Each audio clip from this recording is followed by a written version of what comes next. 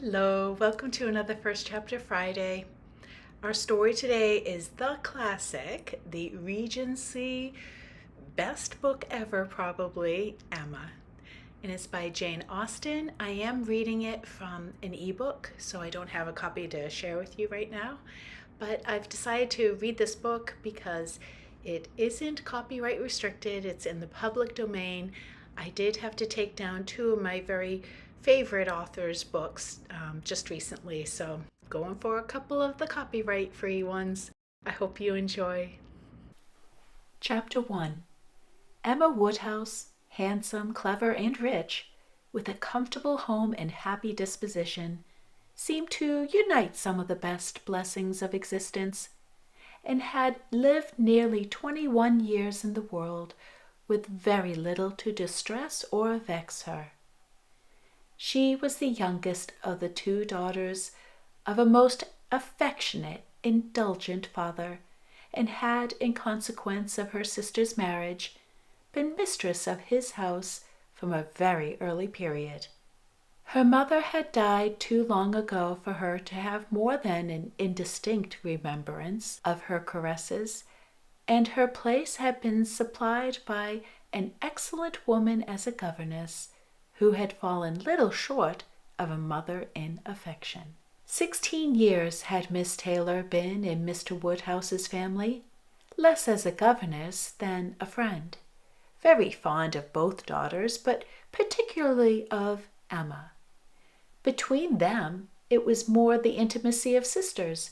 Even before Miss Taylor had ceased to hold the nominal office of governess, the mildness of her temper had hardly allowed her to impose any restraint, and the shadow of authority being now long passed away, they had been living together as friend and friend, very mutually attached, and Emma doing just what she liked, highly esteeming Miss Taylor's judgment, but directed chiefly by her own. The real evils, indeed, of Emma's situation were the power of having rather too much her own way, and a disposition to think too well of herself. These were the disadvantages which threatened alloy to her many enjoyments. The danger, however, was at present so unperceived that they did not by any means rank as misfortunes with her. Sorrow came, a gentle sorrow, but not at all in the shape of any disagreeable consciousness. Miss Taylor married. It was Miss Taylor's loss which first brought grief. It was on the wedding day of this beloved friend that Emma first sat in mournful thought of any continuance. The wedding over, and the bride's people gone, her father and herself were left to dine together, with no prospect of a third to cheer a long evening. Her father composed himself to sleep after dinner as usual, and she had then only to sit and think about what she had lost. The event had every promise of happiness for her friend. Mr. Weston was a man of unexceptionable character, easy fortune, suitable age, and pleasant manners, and there was some satisfaction in considering with what self-denying, generous friendship she had always wished and promoted that match. But it was a black morning's work for her. The want of Miss Taylor would be felt every hour of the day. She recalled her past kindness, the affection of 16 years, how she had taught and how she had played with her from 5 years old, how she had devoted all her power to attach and amuse her in health, and how nursed her through the various illnesses of childhood. A large debt of gratitude was owing here, but the intercourse of the last 7 years, the equal footing and perfect unreserve which had soon followed Isabella's marriage, on their being left to each other, was yet a dearer, tenderer recollection. She had been a friend and companion such as few possessed, intelligent, well-informed, useful, gentle, knowing all the ways of the family, interested in all its concerns, and particularly interested in herself, in every pleasure, every scheme of hers, one to whom she could speak every thought as it arose, and who had such an affection for her as could never find fault. How was she going to bear the change? It was true that her friend was going only half a mile from them, but Emma was aware that great must be the difference between a Mrs. Weston, only half a mile from them, and a Miss Taylor in the house, and with all her advantages, natural and domestic, she was now in great danger of suffering from intellectual solitude. She dearly loved her father, but he was no companion for her.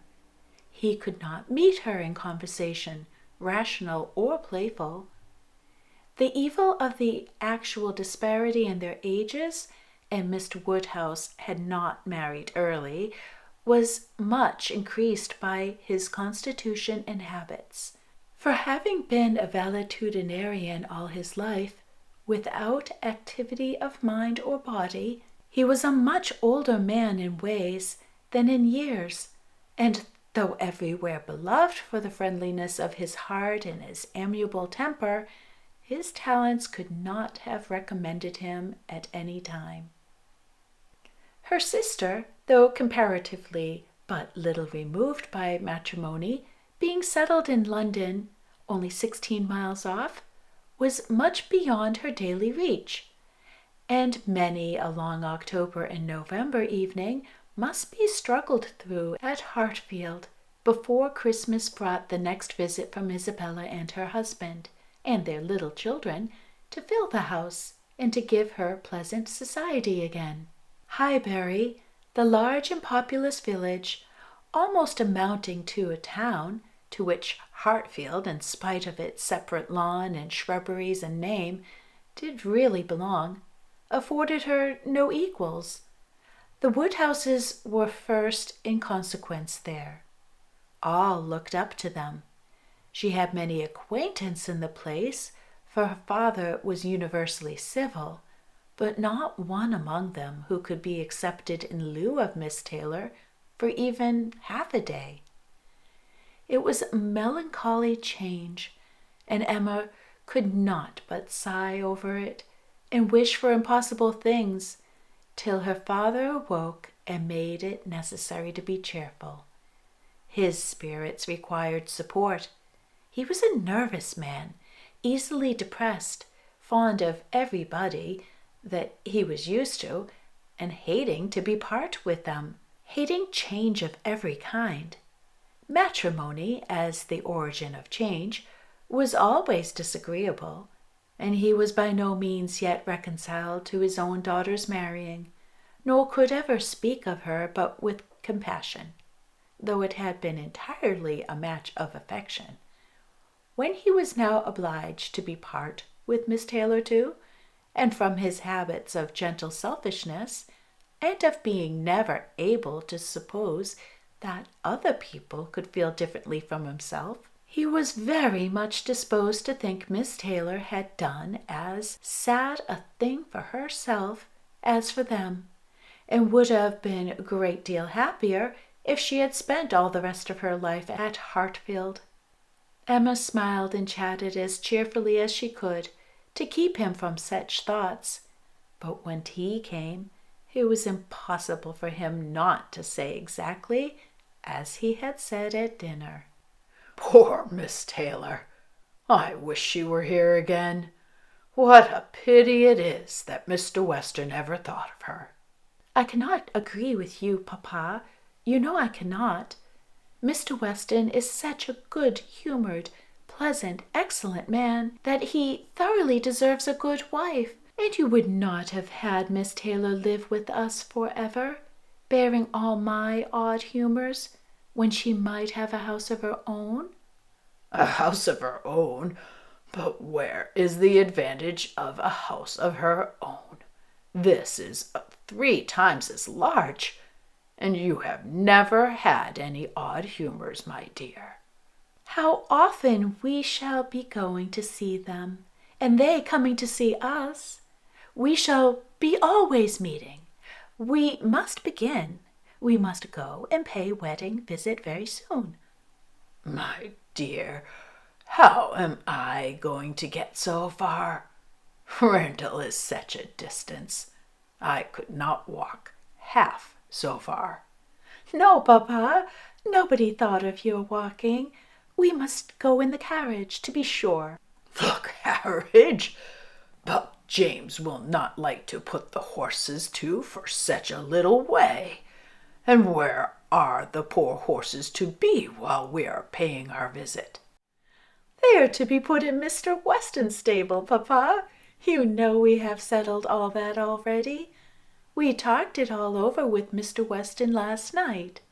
And as for James, you may be very sure he will always like going to Randall's, because of his daughter being a housemaid there. I only doubt whether he will ever take us anywhere else. That was your doing, Papa. You got Hannah that good place. Nobody thought of Hannah till you mentioned her. James is so obliged to you. I'm very glad I did think of her. It was very lucky, for I would not have had poor James think himself slighted upon any account. And I'm sure she will make a very good servant. She is a civil, pretty-spoken girl. I have a great opinion of her. Whenever I see her, she's always curtsying and asking me how I do, in a very pretty manner. And when you have had her here for needlework, I observe she always turns the lock of the door the right way, and never bangs it. I'm sure she will be an excellent servant, and it will be a great comfort to poor Miss Taylor to have somebody about her that she is used to see. Whenever James goes over to see his daughter, you know she will be hearing of us. He will be able to tell her how we all are. Emma spared no exertion to maintain this happier flow of ideas, and hoped, by the help of backgammon, to get her father tolerably through the evening, and be attacked by no regrets but her own. The backgammon table was placed, but a visitor immediately afterwards walked in and made it unnecessary. Mr. Knightley, a sensible man about 7 or 8 and 30, was not only a very old and intimate friend of the family, but particularly connected with it, as the elder brother of Isabella's husband.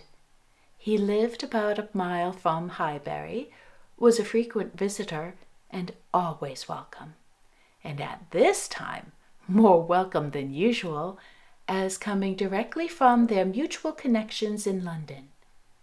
He had returned to a late dinner after some days' absence, and now walked up to Hartfield to say that all were well in Brunswick Square. It was a happy circumstance, and animated Mr. Woodhouse for some time. Mr. Knightley had a cheerful manner, which always did him good, and his many inquiries after poor Isabella and her children were answered most satisfactorily. When this was over, Mr. Woodhouse gratefully observed, "It is very kind of you, Mr. Knightley, to come out at this late hour to call upon us. I am afraid you must have had a shocking walk." "Not at all, sir. It is a beautiful moonlight night, and so mild that I must draw back from your great fire. But you must have found it very damp and dirty. I wish you may not catch a cold. Dirty, sir? Look at my shoes, not a speck on them." "Well, that is quite surprising, for we have had a vast deal of rain here. It rained dreadfully hard for half an hour while we were at breakfast. I wanted them to put off the wedding. By the by, I have not wished you joy, being pretty well aware of what sort of joy you must both be feeling. I have been in no hurry with my congratulations, but I hope it all went off tolerably well. How did you all behave? Who cried the most? Ah, poor Miss Taylor. 'Tis a sad business. Poor Mr. and Miss Woodhouse, if you please, but I cannot possibly say poor Miss Taylor. I have a great regard for you and Emma, but when it comes to the question of dependence or independence, at any rate, it must be better to have only one to please than two. Especially when one of those two is such a fanciful, troublesome creature, said Emma playfully. That is what you have in your head, I know, and what you would certainly say if my father were not by. I believe it is very true, my dear, indeed, said Mr. Woodhouse with a sigh. I'm afraid I am sometimes very fanciful and troublesome. My dearest papa, you do not think I could mean you, or suppose Mr. Knightley to mean you. What a horrible idea! Oh, no, I meant only myself. Mr. Knightley loves to find fault with me, you know, in a joke. It is all a joke. We always say what we would like to one another. Mr. Knightley, in fact, was one of the few people who could see faults in Emma Woodhouse, and the only one who ever told her of them.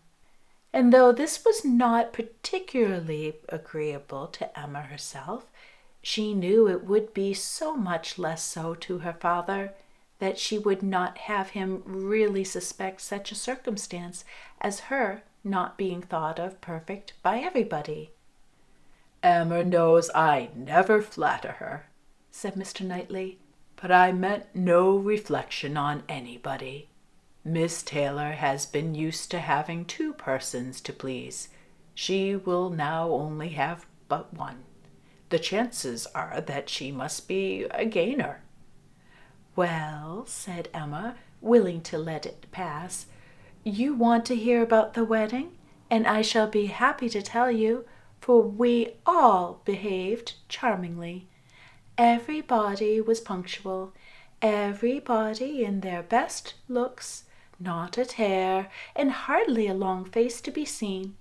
Oh, no, we all felt that we were going to be only half a mile apart, and were sure of meeting every day.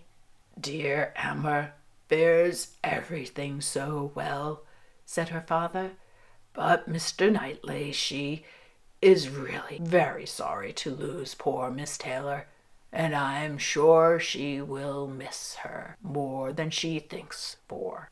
Emma turned away her head, divided between tears and smiles. It is impossible that Emma should not miss such a companion, said Mr. Knightley. We should not like her so well as we do, sir, if we could suppose it. She knows how very acceptable it must be, at Miss Taylor's time of life, to be settled in a home of her own, and how important to her to be secure of a comfortable provision, and therefore cannot allow herself to feel so much pain as pleasure. Every friend of Miss Taylor must be glad to have her so happily married. And you have forgotten one matter of joy to me, said Emma, and a very considerable one, that I made the match myself. I made the match, you know, 4 years ago, and to have it take place and to be proved in the right, when so many people said Mr. Weston would never marry again, may comfort me for anything. Mr. Knightley shook his head at her. Her father fondly replied, Ah, my dear, I wish you would not make matches and foretell things, for whatever you say always comes to pass. Pray, do not make any more matches.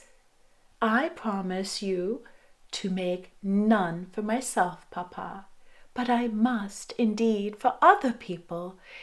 It is the greatest amusement in the world, and after such success, you know, everybody said that Mr. Weston would never marry again. Oh dear, no. Mr. Weston, who had been a widower so long, and who seemed so perfectly comfortable without a wife, so constantly occupied either in his business in town or among his friends here, always acceptable wherever he went, always cheerful. Mr. Weston need not spend a single evening in the year alone if he did not like it. Oh no, Mr. Weston certainly would never marry again.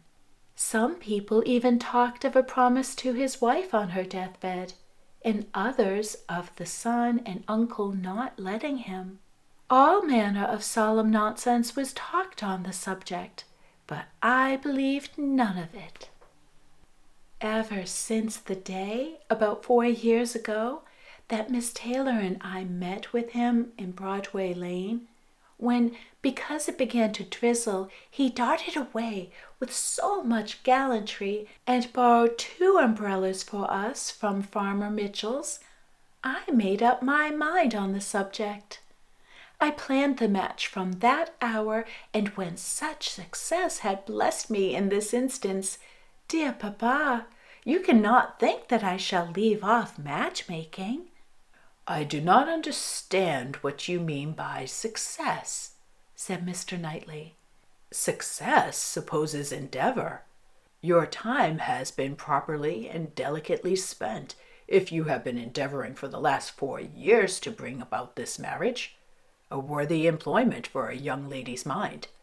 But if, which I rather imagine, your making the match, as you call it, means only your planning it, you're saying to yourself one idle day, I think it would be a very good thing for Miss Taylor if Mr. Weston were to marry her, and saying it again to yourself every now and then afterwards, why do you talk of success? Where is your merit?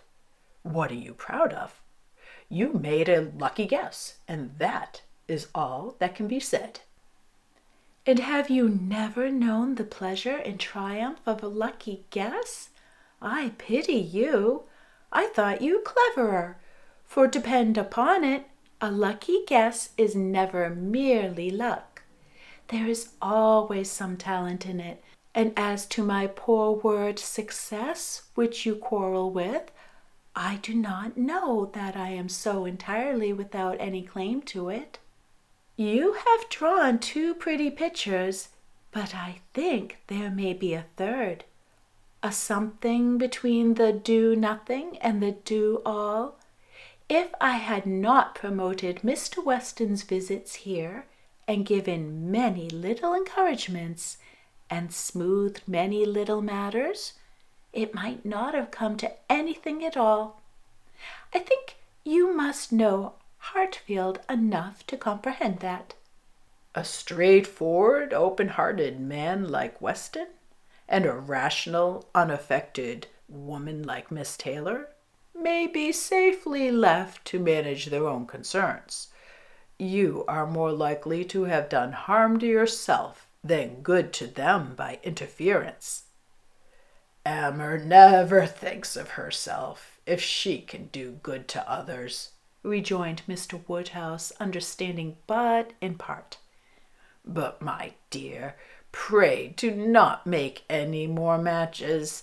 They are silly things, and break up one's family circle grievously. Only one more, papa, only for Mr. Elton. Poor Mr. Elton! You like Mr. Elton, papa? I must look about for a wife for him. There is nobody in Highbury who deserves him, and he has been here a whole year, and has fitted up his house so comfortably that it would be a shame to have him be single any longer. And I thought when he was joining their hands today, he looked so very much as if he would like to have the same kind of office done for him. I think very well of Mr. Elton, and this is the only way that I have of doing him a service.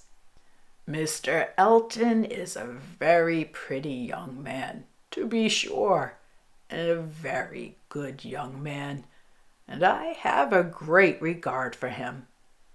But if you want to show him any attention, my dear, ask him to come and dine with us some day. That will be a much better thing. I dare say Mr. Knightley will be so kind as to meet him. With a great deal of pleasure, sir, at any time, said Mr. Knightley, laughing, and I agree with you entirely that it will be a much better thing. Invite him to dinner, Emma, and help him to the best of the fish and chicken, but leave him to choose his own wife. Depend upon it, a man of 6 or 7 and 20 can take care of himself. All right, Emma is rather spoiled and she is a bit full of herself. Like her status is something that she takes for granted, and she's rather snobbish about people in lesser classes. She wants to do good, and in this version, the original of Emma, she is not as inclined to try to impress Mr. Knightley as she is in so many of the remakes. Most popular, I believe, probably would be Clueless, which is a very modernized remake of Emma. And there's super recently, there's been maybe 3 that came out. I believe that the Kate Beckinsale version, which was about 1996-ish, that movie was a really great adaptation. And if you want to see one that's closest to the book, that would be the one that I recommend. But yeah, this is a classic. So very long, wordy sentences, a little bit hard to breathe at times, gotta admit, especially with making the voice characterizations. And I really wish I could do a proper English accent, because I think the authenticity of the book would be better if I could. However, I hope you enjoyed reading along with it. And if this is something that you enjoy, then please give me a thumbs up, and I will do some more very popular classics that I don't need to worry about the copyright restriction. The rest of the story is more or less Emma is learning that she needs to grow up a bit, and some of the meddling that she does, it's really affecting people's lives in ways that almost can't be overcome, except this is a happy story and some of the disastrous things she does can be fixed. But yes, I think you would enjoy reading the rest of the story, and if you don't read it online, then there's so many plays that you could see, and there's so many ways that you could see it on the screen. And I hope you try, because it is really worth knowing this great book.